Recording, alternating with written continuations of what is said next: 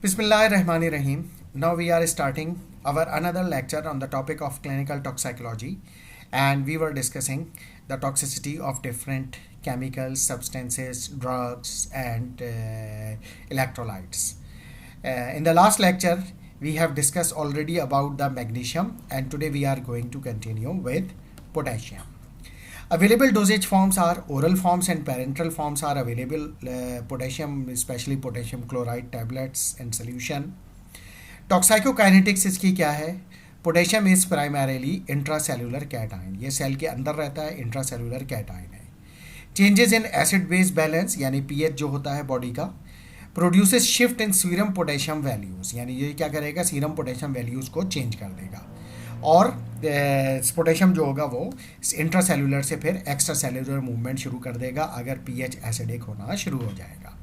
For example 0.1 unit increase in serum pH, यानी pH जो है वो सिर्फ 0.1 यूनिट इंक्रीज होगा, produces 0.1 to 0.7 milli equivalent per litre decrease in serum potassium values. अगर जो है वो इंक्रीज होगा पीएच, यानी अगर अल्कलाइन होने लगेगा तो फिर जो होगा पोटेशियम जो होगा वो सीरम में यानी ब्लड में कम होना शुरू हो जाएगा और वो इंटरसेलुलर मूवमेंट उसकी बढ़ जाएगी, यानी सेल के अंदर उसकी क्वांटिटी इंक्रीज हो जाएगी. और वाइस वर्सा होगा अगर पीएच डिक्रीज होगा, यानी पीएच जब डिक्रीज होगा, एसिडिक होने लगेगा, तो फिर सेल की मूवमेंट अपोजिट यान होनी शुरू हो जाएगी, यानी increase in serum potassium values, यानी सीरम लेवल जो होगा पोटेशियम का यानी ब्लड लेवल बढ़ना शुरू हो जाएगा एसिडिक पीएच की वजह से, और इंट्रासेलुलर जो होगी कंसंट्रेशन पोटेशियम की कम होना शुरू हो जाएगी.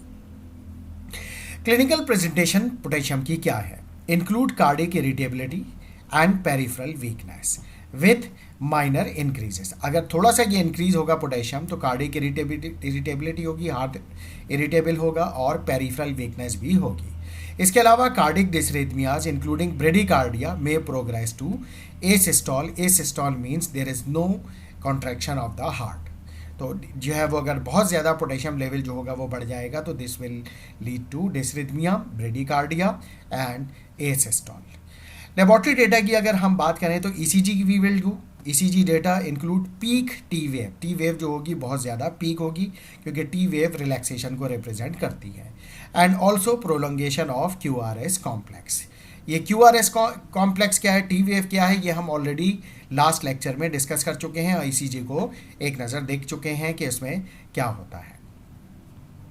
फिर हम आते हैं कि अगर पोटेशियम टॉक्सिसिटी हो जाए, यानी पोटेशियम लेवल बढ़ना शुरू हो जाए सीरम में, तो उसका ट्रीटमेंट क्या है. First is the calcium. Administer calcium chloride 10% solution 10 to 20 ml. ठीक है, कैल्शियम क्लोराइड सोल्यूशन 10% कंसंट्रेशन में 10 to 20 ml to antagonize the cardiac effects. वो जो ब्रेडी एरिथमिया हो रहा है, एसिस्टॉल की तरफ हार्ट जा रहा है, उसको रिवर्स करने के लिए जो है वो आपको कैल्शियम क्लोराइड 10% 10 to 20 ml देना पड़ेगा to antagonize the cardiac effects of hyperkalaemia. इसके अलावा sodium bicarbonate. Sodium bicarbonate which is 1 to 2 milli equivalent per kg IV increases the serum pH, causes an intracellular shift of the potassium. और उसके नतीजे में क्या होगा, पीएच जो होगा वो जब बढ़ना शुरू होगा तो फिर जो हो वो इंट्रासेलुलर शिफ्ट ऑफ पोटेशियम, यानी जैसे मैंने पहले भी बताया कि जब पीएच जो है वो बढ़ना शुरू होगा, अल्कली होना शुरू होगा, तो फिर सीरम पोटेशियम कम होना शुरू हो जाएगा और पोटेशियम सेल के अंदर जाना शुरू हो जाएगा. तो इस वजह से sodium bicarbonate 1 to 2 milli equivalent per kg IV increases the serum pH and causes an intracellular shift of potassium. इसके अलावा ग्लूकोज और इंसुलिन देंगे 50 ml, 50% dextrose and 5 to 10 unit of regular insulin are administer via IV push to shift potassium from extracellular fluid into the cells. Insulin का भी बहुत गहरा ताल्लुक है कि डेक्सट्रोज और इसलिए साथ में दे रहे हैं कि इंसुलिन की वजह से हाइपोग्लाइसीमिया में ना जाए. तो 50 ml और 50% डेक्सट्रोज देंगे with 5 to 10 unit of regular insulin, यानी जिसको आप शॉर्ट एक्टिंग इंसुलिन भी कहते हैं, वो देंगे IV पुश. इससे भी जो होगा वो पोटेशियम जो होगा वो एक्स्ट्रा सेलुलर फ्लूइड से जो है वो इंट्रासेलुलर मूवमेंट शुरू कर देगा, यानी जो होगा वो सीरम से जो है वो उसकी मूवमेंट जो है वो सेल के अंदर यानी इंट्रासेलुलर मूवमेंट शुरू हो जाएगी. इस तरह से शिफ्टिंग होगी. इसके अलावा हम और क्या यूज़ कर सकते हैं जीआई ट्रैक्ट में बाइंडिंग के लिए? Cation exchange रेजन्स.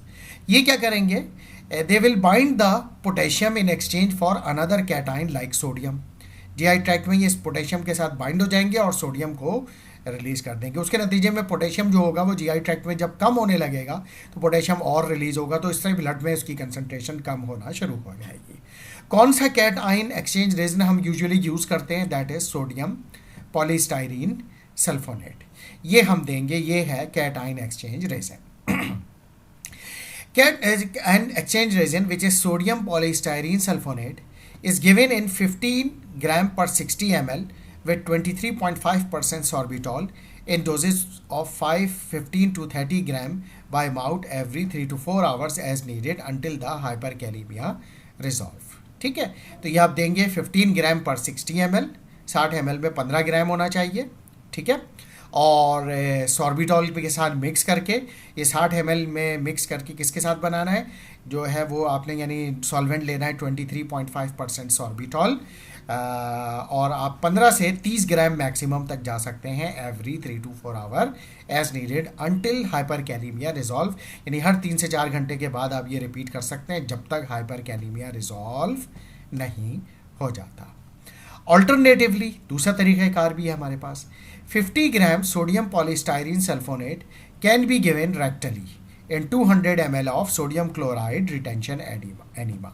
एनीमा के सोडियम क्लोराइड एनीमा के साथ आप 50 ग्राम सोडियम पॉलीस्टाइरीन सल्फोनेट जो है वो 200 ml में रेक्टली एडमिनिस्टर कर सकते हैं। इससे भी जो होगा वो पोटेशियम जो होगा वो एक्सचेंज होगा। There have been reports of colonic necrosis and other GI events. हाँ, ये अलग बात है कि कुछ पेशेंट्स में ये देखा गया है कि जब ये sodium polystyrene sulfonate 200 ml sodium chloride में एज ए एनीमा फॉर्म में दिया गया है तो कुछ पेशेंट्स में कोलोन में नेक्रोसिस भी हुआ और अदर जीआई इवेंट्स यानी और जीआई दूसरी कॉम्प्लिकेशंस भी डेवलप हुई। तो इसका हमने ख्याल रखना है कि इस तरह की कोई सिम्टम या कोई और कॉम्प्लिकेशन डेवलप ना हो, तो इसलिए पेशेंट मॉनिटरिंग इज़ इम्पॉर्टेंट। और इसी वजह से अगर आपको ये रिस्पॉन्स नहीं दे रहा जो ओरली आप दे रहे हैं तो उसके बाद जो होगा फिर आप जो होंगे ये अल्टरनेट सोल्यूशन पे जाएंगे रेक्टली, वरना अदरवाइज़ ये ही आपको ओरल फॉर्म में ये ज़्यादा बेहतर ऑप्शन होगा बाय माउथ जो आप दे रहे हैं, वरना क्योंकि इसमें ऐसी कोई यानी नेक्रोसिस ऑफ कोलोन या फिर कोई और जीआई कॉम्प्लिकेशंस का खदशा या ख़तरा या रिस्क नहीं है। Some authors recommend other treatment before utilizing exchange resin therapy, यानी दूसरे ऑप्शंस को यूज़ करने को रिकमेंड करते हैं जिसमें वो ये कैल्शियम है, सोडियम बाइकार्बोनेट है, ग्लूकोज और इंसुलिन है, even haemodialysis. Haemodialysis is reserve for life threatening hyperkalaemia that does not respond to aforementioned measures, यानी ऊपर दिए गए मेजर्स को जो है अगर वो रिस्पॉन्स नहीं कर रहे हो यानी उससे कोई फ़ायदा नहीं हो रहा और लाइफ थ्रेटनिंग हाइपरकैलेमिया हो तो फिर आप हीमोडायलिसिस करेंगे, वरना otherwise haemodialysis is a last resort to resolve the toxicity of hyperkalaemia और पोटेशियम टॉक्सिसिटी। अच्छा जनाब, आयरन इसके बाद है, the next agent is iron. अगर आयरन की टॉक्सिसिटी हो तो उसको कैसे मैनेज करना है। Available dosage forms, numerous OTC products are available, यानी बहुत सारी iron products, iron supplements market में अवेलेबल हैं, ओवर द काउंटर मिलते हैं, पेशेंट खुद भी ले सकता है यानी without the prescription. Toxicity is based on the amount of elemental iron ingested, यानी उसमें एलिमेंटल जो आयरन के सॉल्ट हैं उसमें जो एलिमेंट है आयरन का वो कितनी क्वांटिटी में है, कितने % है, उस पर डिपेंड करेगा कि उसकी टॉक्सिसिटी क्या होती है। जैसे सल्फेट फॉर्म जो होता है यानी फेरस सल्फेट, उसमें 20% एलिमेंटल आयरन होता है। जो फेरस फ्यूमेरेट है उसमें 33% जो है वो एलिमेंटल आयरन है, और इसी तरीके से फेरस ग्लूकोनेट जो है उसमें 12% एलिमेंटल आयरन है। तो इस तरह से देखा जाए फेरस फ्यूमेरेट में सबसे ज़्यादा क्वांटिटी ऑफ एलिमेंटल आयरन होती है, तो इसी वजह से फेरस फ्यूमेरेट से सबसे ज़्यादा रिस्क है कि इससे जो है वो आयरन टॉक्सिसिटी हो सकती है और उस टॉक्सिसिटी की वजह से फिर कॉम्प्लिकेशंस बॉडी में डेवलप हो सकती है। अब हम आते हैं कि इसकी टॉक्साइकोकाइनेटिक क्या है। तो toxicokinetics, iron is absorb in the duodenum and jejunum, duodenum और जियोजेनम में जो है ये एब्जॉर्ब होती है। क्लिनिकल प्रेजेंटेशन क्या होगी इसकी, तो इसको हमने 3 फेजेस में डिवाइड किया है, phase 1, phase 2 and phase 3। Phase 1 में क्या होगा, नोजिया होगा, वोमिटिंग है, डायरिया है, जीआई ब्लीडिंग एंड हाइपोटेंशन, ये हो सकता है। फेज 2 में clinical improvement seen in 6 to 24 hours post injection, but in phase 3 metabolic acidosis, renal and hepatic impairment, sepsis, pulmonary oedema and finally death. तो हमें इस फेज 3 तक आने से पेशेंट को बचाना है, उससे पहले ही पेशेंट को मैनेज करना है। लेबॉर्ट्री डेटा की अगर हम बात करें तो laboratory data include serum iron level, ये कराएं, टोटल आयरन बाइंडिंग कैपेसिटी यानी TIBC, although it is controversial, बहरहाल कर लेकिन करा लेने में कोई हर्ज नहीं है। ABGs यानी arterial blood gases, sodium level, carbon dioxide level and oxygen level. Liver function test, ये चेक करने के लिए कि लिवर तो डैमेज नहीं हो रहा। हीमोग्लोबिन, उस पर क्या हो रहा है। हेमाटोक्राइट, कि कहीं बहुत ज़्यादा जो है वो आयरन ओवरलोड तो नहीं हो गया। इसके अलावा रेडियोलॉजिकल एवेल्यूएशन यानी x-ray for abdomen notes of presence of radiopaque pills, यानी रेडियो ओपैक पिल्स से जो है वो रेडियोग्राफिक, यानी कि GI ट्रैक्ट में अगर आयरन मौजूद है तो वो कितना मौजूद है और कहाँ कहाँ मौजूद है और हम उसको कैसे रिमूव करें, यानी उसको GI ट्रैक्ट को कैसे डिकंटामिनेट करें, ताकि हम इसके हिसाब से फिर अपनी ट्रीटमेंट जो होगी वो डिसाइड करेंगे। ट्रीटमेंट की अगर बात करें हम तो first is the decontamination. For injection more than 40 milligram per kg क्या करना है आपको, गैस्ट्रिक लेवाज करना है using sodium bicarbonate is of questionable efficacy. ठीक है, तो सोडियम बाइकार्बोनेट यूज़ करना ना यूज़ करना है इज़ ए क्वेश्चनेबल एफिकेसी। तो ये जो होगा वो that will be decided by the और on the consultation of the poison control centre और the pharmacist expert in the field of clinical toxicology. तो वैसे जो है गैस्ट्रिक लेवाज जो है वो दैट इज़ बेस्ट। इसके अलावा whole bowel irrigation is used for large injection, यानी बाउल इरीगेशन भी आप कर सकते हैं लार्ज इंजेक्शन के लिए, जिसकी टेक्निक जो है हम ऑलरेडी शुरू के लेक्चर्स में डिस्कस कर चुके हैं। सपोर्टिव ट्रीटमेंट यानी सपोर्टिव ट्रीटमेंट का मतलब है वही ABC मेंटेन करें, एयरवे, ब्रीदिंग एंड सर्कुलेशन। अच्छा, इसके अलावा deferoxamine which is specific antidote और the chelating agent is use to chelate the iron. ठीक है, डेफिरोक्सामाइन, ये नाम ज़रूर आप याद रखें और यू शुड रिमेंबर के आयरन की टॉक्सिसिटी में उसको रिवर्स करने के लिए जो सब्सटेंस दिया जाता है दैट इज़ कॉल्ड डेफिरोक्सामाइन। ये क्या करता है, use to chelate, it is use to chelate the iron. Administer at a rate of 15 milligram per kg per hour. ठीक है, ये जो रेट ऑफ इन्फ्यूजन होगा डेफिरोक्सामाइन का 15 milligram per kg per hour up to a maximum dose of 6 to 8 gram per day, और per day आप maximum dose तक जा सकते हैं 6 to 8 gram. And continue the patient until patient is clinically stable, जब तक पेशेंट क्लिनिकली स्टेबल नहीं हो जाता जब तक आप इसको कंटिन्यू करें, ताकि जो है वो पेशेंट जो है वो आपको यू आर श्योर कि पेशेंट जो है now okay and there is no further issue of retoxicity of iron. तो इस तरह से आपने आयरन की टॉक्सिसिटी को मैनेज करना है। इसके बाद हम आते हैं आइसोनायाजाइड और INH toxicity. आइसोनायाजाइड you know it is very commonly use in tuberculosis और इससे भी बहुत ज़्यादा टॉक्सिसिटी का रिस्क होता है। तो INH और आइसोनायाजाइड टॉक्सिसिटी की अगर हम बात करें तो वो क्या है, उसकी क्लिनिकल प्रेजेंटेशन क्या है, उस पर हम अब बात करेंगे। अवेलेबल डोजेज फॉर्म इसकी oral and parenteral dosages form दोनों तरह की अवेलेबल हैं। Toxicokinetics, isoniazid is well absorbed orally, peak levels are within 1 to 2 hours of post injection, यानी CP मैक्स 1 से 2 घंटे में अचीव हो जाता है। And isoniazid is hepatically metabolize और लिवर से ये मेटाबोलाइज होती है।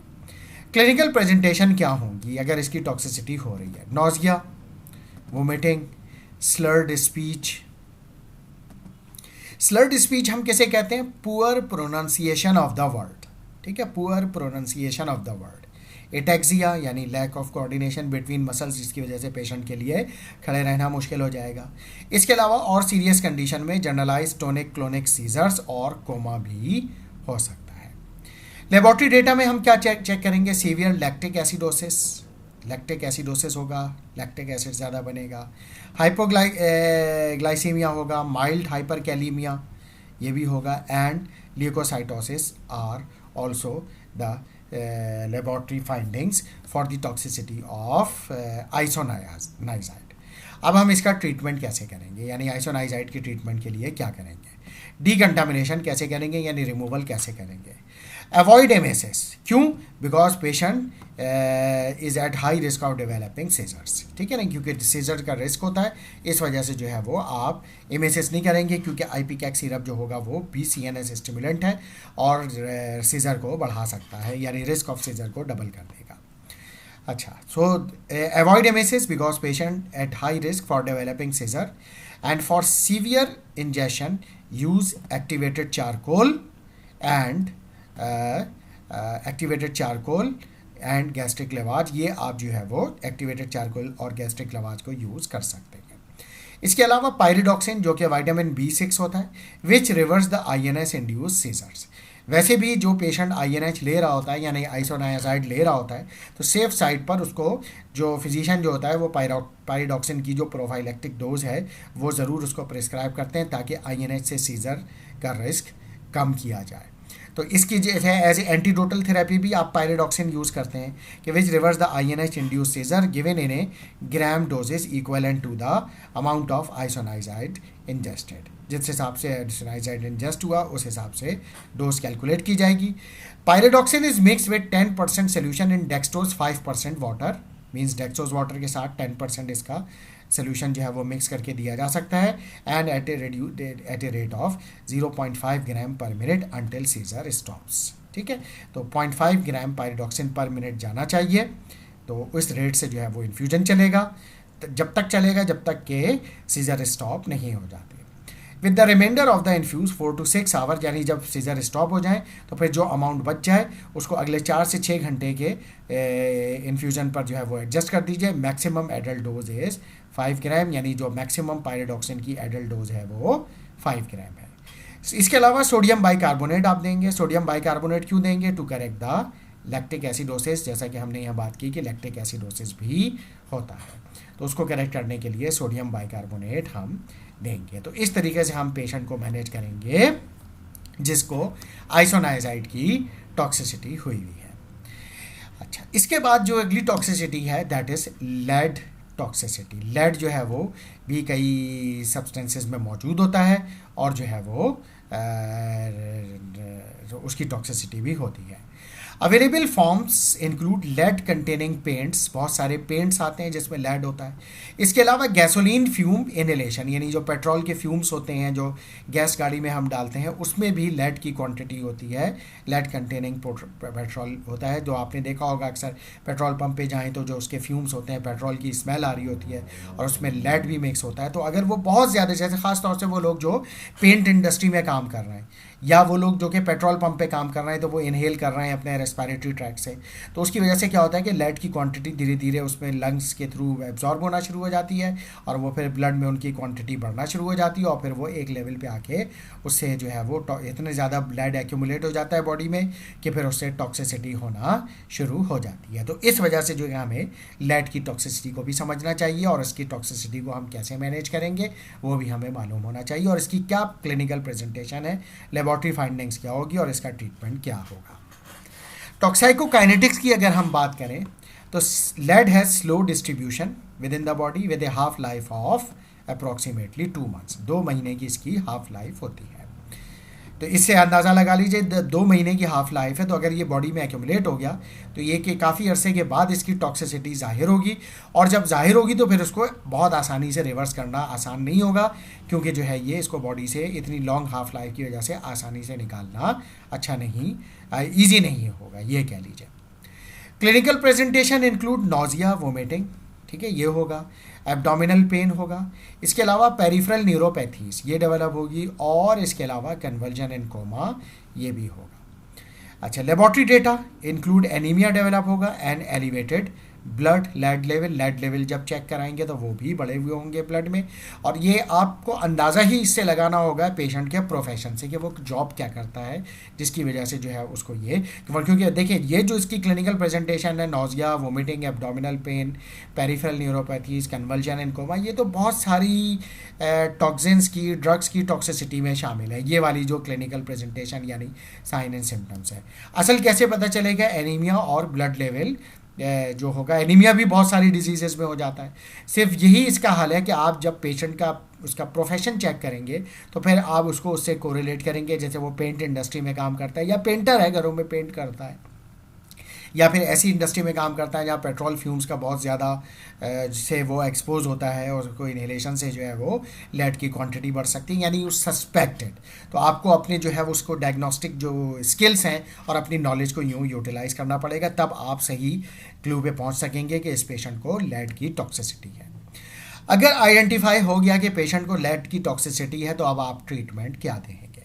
ट्रीटमेंट की अगर हम बात करें तो चीलेटिंग एजेंट है हमारे पास, इसमें जो है वो एडिटेट कैल्शियम डाइसोडियम, जिसको आप कैल्शियम डाइसोडियम वर्सिनेट भी कहते हैं, ये यूज़ करते हैं। इस given 50 to 75 milligram per KG per day intramuscularly और वाया स्लो आईवी इन 4 डिवाइडेड डोजेज, यानी स्लो आईवी इन्फ्यूजन इन 4 डिवाइडेड डोजेज। इस दोनों तरीके से 50 to 75 milligram per KG per day intramuscularly भी दे सकते हैं, या फिर 4 डिवाइडेड डोज में इस डोज को टोटल डोज को डिवाइड करके स्लो आईवी इन्फ्यूजन में भी दी जा सकती है। तो ये दोनों तरीके हैं ये एडिटेट कैल्शियम डाइसोडियम को देने के। अच्छा, इसके बाद है एक और substance that is called dimercaprol which is also called BAL, BAL. BAL is given और dimercaprol is given 4 milligram per kg IM, 4 milligram per kg intramuscular every 4 hour for 3 to 5 days, हर 4 घंटे में देना है और 3 से 5 दिन तक देना है। डाइमरकैप्राल थेरेपी इज एडमिनिस्टर्ड फर्स्ट, ठीक है, तो डाइमरकैप्राल थेरेपी इज एडमिनिस्टर्ड फर्स्ट, पहले यही देना है। फॉलोइंग द सेकेंड डोज के बाद कंकमिटेंट एडिटेट कैल्शियम डाइसोडियम इज इनिशिएटेड, यानी इसकी जो सेकेंड डोज के बाद आप फिर ये एडिटेट कैल्शियम डाइसोडियम भी दे सकते हैं। And both therapies are continued for up to 5 days, और दोनों थेरेपी को आप कंटिन्यू कर सकते हैं मैक्सिमम 5 दिन तक। Oral chelation therapy is used for less severe cases, तो ओरल भी आप ये सब्सटेंसेस यूज़ कर सकते हैं, but in less severe cases, जो कि लेस सीवियर केसेस हो जिनमें कोई बहुत ज़्यादा सीवियर क्लिनिकल प्रेजेंटेशन ना हो, जिसमें आप वेट कर सकते हो कि आराम से जो है वो पेशेंट को मैनेज किया जा सकता हो। तो इस तरह से जो है वो आप जो है वो पेशेंट को मैनेज करेंगे और जो है वो लेड की टॉक्सिसिटी को रिवर्स करेंगे अगर आपके पास इसका केस होगा। Now the next agent is lithium. Lithium क्या है? लिथियम सॉल्ट्स अवेलेबल हैं जो कि बाइपोलर डिसऑर्डर के केस में यूज़ होते हैं, यानी बाइपोलर डिसऑर्डर जो कि बाइपोलर डिप्रेशन भी कहलाता है, उन पेशेंट्स को लिथियम सॉल्ट्स दिए जाते हैं ताकि वो उनको जो है वो उनके जो इमोशंस हैं उनको कंट्रोल किया जाए और उनके बाइपोलर ऑर्डर को न्यूट्रलाइज किया जाए।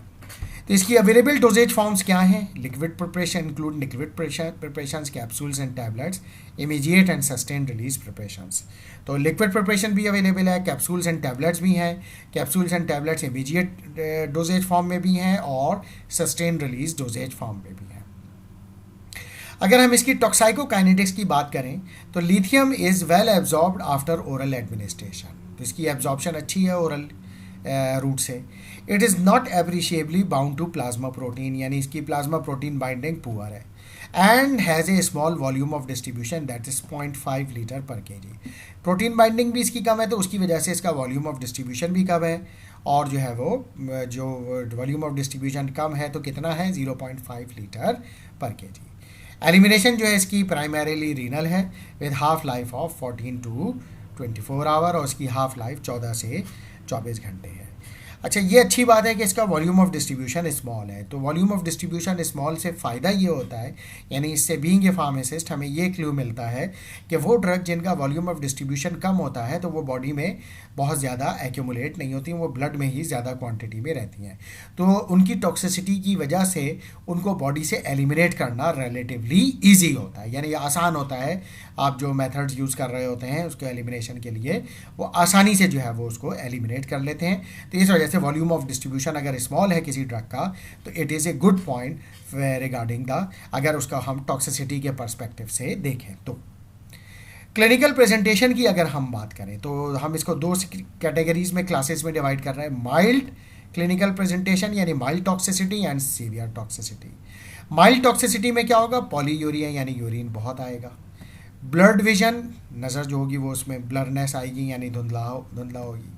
वीकनेस, स्लर्ड स्पीच यानी वही है कि बोला सही नहीं तरीके से नहीं जाएगा, वर्ड इनएप्रोप्रिएट हो जाएंगे। Ataxia, muscles discoordination. Tremor, tremor in hand, हाथों में जो राशा सा हो जाता है। एंड मायोक्लोनिक जर्क्स, ये भी हो सकते हैं, मायोक्लोनिक जर्क्स बॉडी में हो सकते हैं। सीवियर केसेस में अगर सीवियर सिम्टम्स डेवलप होंगी तो क्या हो सकता है, डेलीरियम में हो जाएगा। ये एक मेंटल स्टेटस होता है जिसमें जो है माइंड जो होता है वो पूरी तरह से काम नहीं कर रहा होता है। अल्कोहल के बाद भी डेलीरियम हो जाता है। कोमा में भी जा सकता है पेशेंट। इसके अलावा सीजर डेवलप कर सकता है और हाइपरथर्मिया यानी बॉडी टेम्परेचर भी इंक्रीज हो सकता है because of severe toxicity of lithium. तो इस वजह से जो है वो आपको इसको मैनेज करना है सीरियस, और इसको बहुत रैपिडली मैनेज करना है in case of severe toxicity. Laboratory data या लेबॉर्ट्री फाइंडिंग्स क्या होंगी अगर हमें चेक करना है। वैसे अगर हम इसकी बात करें तो इसकी जो नॉर्मल थेरेप्यूटिक रेंज है लिथियम की ब्लड में, that is 0.6 to 1.2 milli equivalent per litre. ये तो इसकी नॉर्मल रेंज है, 0.6 to 1.2 milli equivalent per litre. Mild toxicity observe की गई है अगर रेंज है इसकी 1.5 से लेके 1.5 to 2.5 milli equivalent per litre. Moderate toxicity observe की गई है अगर लेवल फाइंड आउट हुए हैं 2.5 to 3 milli equivalent per litre. और इसी तरीके से सीवियर टॉक्सिसिटी जो है वो नोटेड हुई है अगर लिथियम के लेवल जो ब्लड लेवल है दैट इज ग्रेटर देन और more than 3 milli equivalent per litre. तो ये जो रेंज है इससे आपको काफ़ी हद तक you can correlate clinical presentation with these ranges, कि अगर आपने उसका प्लाज्मा लेवल चेक किया तो फिर आपने अंदाज़ा लगाया कि उसकी जो है वो लिथियम लेवल ये आ रहा है और उसकी क्लिनिकल प्रेजेंटेशन यानी साइन एंड सिम्टम्स ये हैं, तो उससे आपको फिर काफ़ी आसानी हो जाएगी और आप फिर उसके हिसाब से उसको मैनेज यानी जो पेशेंट की कंडीशन होगी उसको मैनेज कर सकेंगे। अब सवाल ये पैदा होता है कि हमने इसको मैनेज कैसे करना है, यानी इसका ट्रीटमेंट क्या होगा। तो ट्रीटमेंट की अगर हम बात करें तो ट्रीटमेंट में सबसे पहले सपोर्टिव केयर, ठीक है, यानी including the basic life support, fluid and electrolyte replacement. यानी सपोर्टिव केयर में वही ABC आ गए सबसे पहले, यानी एयरवे मेंटेन करना है, ब्रीदिंग मेंटेन करना है, सर्कुलेशन मेंटेन करना है। इसके अलावा बेसिक लाइफ सपोर्ट, यानी जो बेसिक लाइफ सपोर्ट में यही है, एयरवे सही होनी चाहिए, क्लियर होना चाहिए, ब्रीदिंग नॉर्मल होने चाहिए या उसको नॉर्मल की तरफ लाना है, और ब्लड सर्कुलेशन वो सही रहे इन होल बॉडी, कहीं पर भी जो है वो ब्लड सर्कुलेशन कॉम्प्रोमाइज़ ना हो। इसके अलावा इलेक्ट्रोलाइट रिप्लेसमेंट, अगर ये फाइंड आउट होता है कि इलेक्ट्रोलाइट डिसबैलेंस हो रहा है और जो है वो सोडियम लेवल जो है या पोटेशियम लेवल डिस्टर्ब हो रहे हैं तो उसको नॉर्मलाइज करना, ताकि जो है वो पेशेंट को जो है हम इलेक्ट्रोलाइट रिप्लेसमेंट की वजह से जो साइन एंड सिम्टम्स डेवलप होते हैं, इलेक्ट्रोलाइट डिस्प्लेसमेंट की वजह से या इलेक्ट्रोलाइट एबनॉर्मेलिटीज़ की वजह से जो भी साइन एंड सिम्टम्स बॉडी में डेवलप होते हैं, उन साइन एंड सिम्टम्स को कंट्रोल करने के लिए इलेक्ट्रोलाइट रिप्लेसमेंट भी ज़रूरी है। डीकंटामिनेशन की अगर हम बात करें तो syrup of ipecac is not recommended. उसकी वजह यही है कि जो है इससे सीजर डेवलप हो सकता है, और ipecac is itself is CNS stimulant, तो ये भी CNS स्टिमुलेशन है, ये भी, तो इससे सीजर का रिस्क और डबल हो जाएगा। एक्टिवेटेड चारकोल को आजमा के देखा जा चुका है और and the literature says activated charcoal is ineffective, क्योंकि जो है वो लिथियम एक्टिवेटेड चारकोल के साथ बाइंड या एब्जॉर्ब नहीं होता। अच्छा, सोडियम पॉलीस्टाइरीन सल्फोनेट यानी ये जो रेजेंस है cation exchange agent has been effective in experimental models. तो एक्सपेरिमेंटल मॉडल्स में इसको देखा गया है कि जो है वो ये इफेक्टिव है, लेकिन ह्यूमन पे इतना ज़्यादा डेटा इसका अवेलेबल नहीं है। इसके अलावा नीड टू मॉनिटर द, अगर आप ये सोडियम पॉलीस्टाइरीन सल्फोनेट दे रहे हैं तो लिथियम के अलावा ये बॉडी से पोटेशियम भी रिमूव करेगा, इसी वजह से need to monitor potassium level, और पोटेशियम लेवल को भी हमें मॉनिटर करना पड़ेगा ताकि हम जो है वो कहीं ऐसा ना हो कि लिथियम को बॉडी से निकालते निकालते पोटेशियम की क्वांटिटी हमने बॉडी में कम कर दी, तो फिर उससे फिर और कॉम्प्लिकेशंस दूसरी डेवलप होना शुरू हो जाएंगी। Whole bowel irrigation for large injection, ये हम कर सकते हैं, जितना GI ट्रैक्ट में हो उसको रिमूव किया जाए। स्पेशली दो सस्टेन रिलीज प्रोडक्ट्स, क्योंकि सस्टेन रिलीज प्रोडक्ट जो होती हैं ज़्यादातर लार्ज इंटेस्टाइन में यानी कोलोन तक पहुंच जाती हैं और वहाँ से आहिस्ता आहिस्ता रिलीज़ हो रही होती हैं। तो अगर हम होल बाउल इरीगेशन करेंगे तो वो जो सस्टेन रिलीज प्रोडक्ट जो वहाँ पे रह गई होगी कोलोन में वो वहाँ से रिमूव हो जाएगी। तो उस सिचुएशन में whole bowel irrigation will be the best solution and best option which we can use. अच्छा, haemodialysis for severely symptomatic patient, जैसा कि ये एक लास्ट ऑप्शन होता है कि हीमोडायलिसिस जो है वो सीवियर सिम्टोमेटिक पेशेंट्स के लिए है with acute exposure level more than 2.5 milli equivalent per litre, यानी एक्यूट एक्सपोजर है और लेवल जो है more than 2.5 milli equivalent per litre है, and in chronic level more than 1.5 milli equivalent per litre, यानी पेशेंट जो है बहुत अरसे से और बहुत अरसे से more than 1.5 milli equivalent per litre है, यानी although it is in the range of mild, लेकिन क्योंकि बहुत अरसे से इस लेवल पर एग्जिस्ट कर रहा है तो फिर उसमें हीमोडायलिसिस के अलावा आपके पास और कोई दूसरा ऑप्शन नहीं होगा। अच्छा, एक इम्पॉर्टेंट नोट है यहाँ कि लिथियम लेवल में rise dialysis owing to rebound effect, यानी होगा यूँ कि जब आप डायलिसिस कर रहे होंगे तो जितना ब्लड में लिथियम होगा वो रिमूव हो जाएगा। अब क्या होगा कि आपने सपोज दैट डायलिसिस स्टॉप कर दिया, लेकिन जो लिथियम जो बॉडी में मुख्तलिफ जगहों पे जो है यानी प्रोटीन के साथ बाइंड हुआ था या मुख्तलिफ जगहों पे जहाँ पे वो टिश्यूज़ के अंदर था वो बाहर आना शुरू कर देगा और अब दोबारा जो होगा वो लिथियम लेवल राइज होना शुरू हो जाएगा, जिसको हम कहते हैं रिबाउंड इफेक्ट। तो इस वजह से जो है ये ज़रूरी नहीं है कि हीमोडायलिसिस का एक फेज़ आपने कंप्लीट कर लिया और आप ये समझ रहे हैं कि lithium is no more in excess quantity in the blood तो आप जो है वो फिर पेशेंट को घर भेज दें। नहीं, you need to monitor for some time more, कहीं ऐसा ना हो कि लिथियम रिबाउंड ना हो जाए और लिथियम लेवल जो टिश्यूज़ में जो जाके बैठ गया था वो रिलीज़ होना शुरू हो गया टिश्यूज़ के अंदर से और दोबारा ब्लड में लिथियम लेवल बढ़ना शुरू हो गया और दोबारा उसकी टॉक्सिसिटी आना शुरू हो गई। तो उस इफ़ेक्ट को जो है वो आपने जो है वो मॉनिटर करना है पेशेंट को मुसलसल, और डायलिसिस के फ़ौरन बाद जो है पेशेंट को जाने नहीं देना। तो इसके साथ ही हम आज का लेक्चर यहाँ पे कंप्लीट करते हैं और rest of the toxicities we will discuss in the next lecture, and in the next lecture we will start with opiates toxicity यानी narcotic drugs toxicity. Thank you very much.